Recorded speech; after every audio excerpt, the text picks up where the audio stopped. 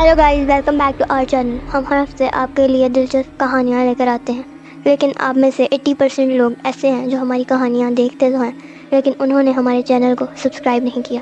اس لیے کہانی شروع کرنے سے پہلے نیچے دیے گئے لال رنگ کے سبسکرائب کے بٹن کو پریس کر دیں اور ساتھ ہی بیل آئیکن کو بھی دبا دیں تاکہ آنے والی مزید ویڈیوز کا آپ کو نوٹیفیکیشن مل جائے۔ تو چلیں کہانی شروع کرتے ہیں۔ یہ واقعہ تب پیش آیا جب میرے بیٹے کی 18ویں سالگرہ قریب تھی۔ میں اسے اس کی 18ویں سالگرہ پر ایک گاڑی گفٹ میں دینا چاہتا تھا۔ میں بہت سی آن لائن ویب سائٹس پہ گاڑیاں دیکھ رہا تھا لیکن مجھے کوئی بھی گاڑی اپنی اماؤنٹ میں نہیں مل رہی تھی۔ آخر ایک ویب سائٹ کریگز لسٹ ایسی ویب سائٹ تھی جہاں پہ ریزنیبل پرائزز میں گاڑیاں موجود تھیں۔ میں نے بہت سی گاڑیاں چیک کی۔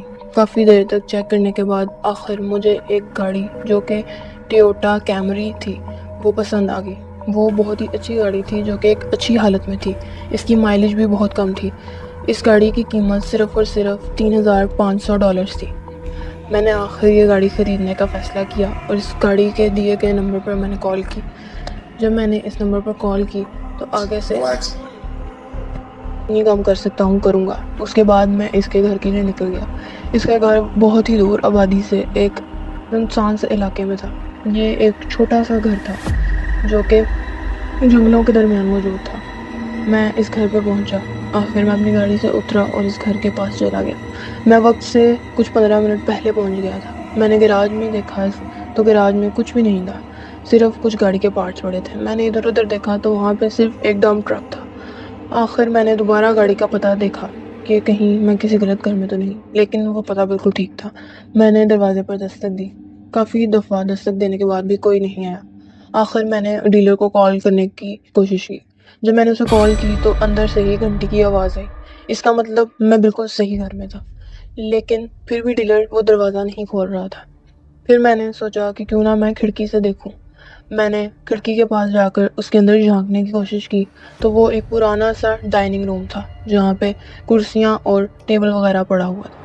پھر اس کے بعد مجھے نظر آیا کہ کوئی آدمی گھر کے بیک ڈور سے کھڑا ہوا باہر کسی چیز کا انتظار کر رہا ہے۔ میں نے کھڑکی پر دستک دی تاکہ وہ میری طرف متوجہ ہو سکے، لیکن وہ وہیں پر کھڑا رہا۔ پھر آخر میں نے گھر کے پیچھے والے بیک ڈور پر جا کر اس سے بات کرنے کا ارادہ کیا اور میں بیک ڈور کی طرف چل پڑا۔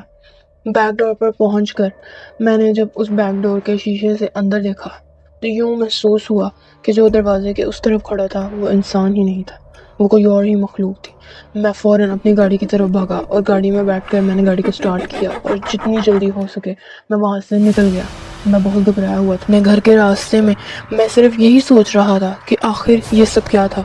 وہ جو بھی چیز تھی جو میں نے اس گھر میں دیکھی وہ انسان تو نہیں ہو سکتا، اور نہ ہی اس گھر کے ارد گرد کوئی گاڑی تھی جو وہ مجھے بیچنے کی کوشش کر رہا تھا کہ شاید مجھے ہی کوئی غلط فہمی ہوئی۔ لیکن وہ گراج بالکل خالی تھا، وہاں کوئی گاڑی نہیں تھی۔ آخر وہ مخلوق کیا تھی؟ میں صرف یہی سوچ رہا تھا۔ اس واقعے نے مجھے مکمل طور پر ہلا کر رکھ دیا تھا۔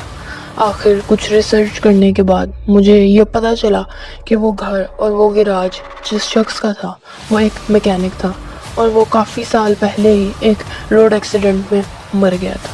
وہ گھر کافی عرصوں سے ویران تھا اور وہاں پر کوئی بھی نہیں رہتا تھا۔